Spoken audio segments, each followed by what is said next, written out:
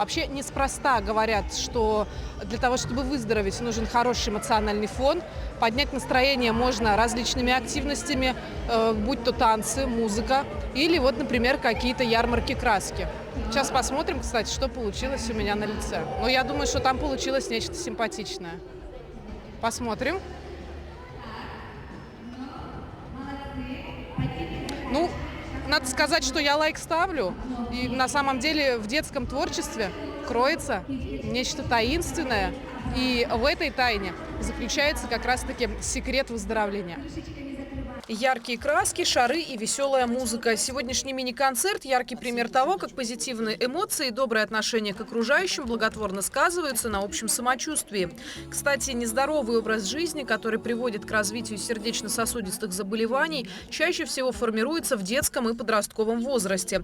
А с возрастом риск заболеваний только повышается. Поэтому профилактику следует начинать с самого детства. Сердечно-сосудистым заболеванием это в основном идут дети с нарушениями ритма и дети с врожденными пороками сердца. Врожденные пороки сердца у нас оперируются в отделении сердечно-сосудистой хирургии. Остальные заболевания у нас диагностируются и получают лечение в кардиологическом детском отделении.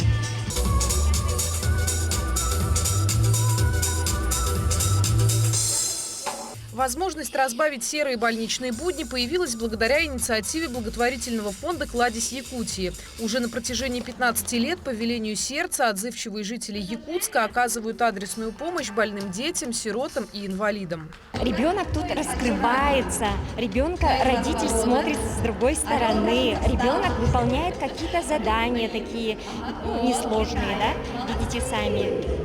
И идет процесс взаимодействия родителя, ребенка. И вот сотрудничаем уже не первый год с медицинским центром нашим, именно с кардиологическим отделением, с отделением сердечно-сосудистой хирургии. Наши врачи нас так поддерживают и вот соглашаются проводить с детьми этих отделений такие хорошие мероприятия.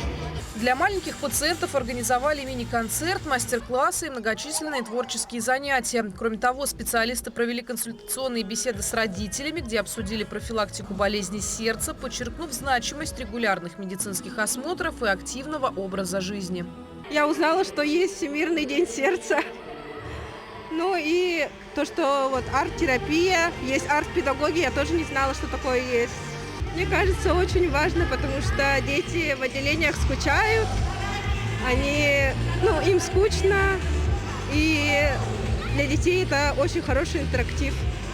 Так что сохранить здоровье, полноценную и радостную жизнь, согласно Гиппократу, можно не только посредством физических упражнений и ведения правильного образа жизни, но и улучшения эмоционального фона. Ведь уже давно не секрет, что здоровье сердца начинается с улыбки.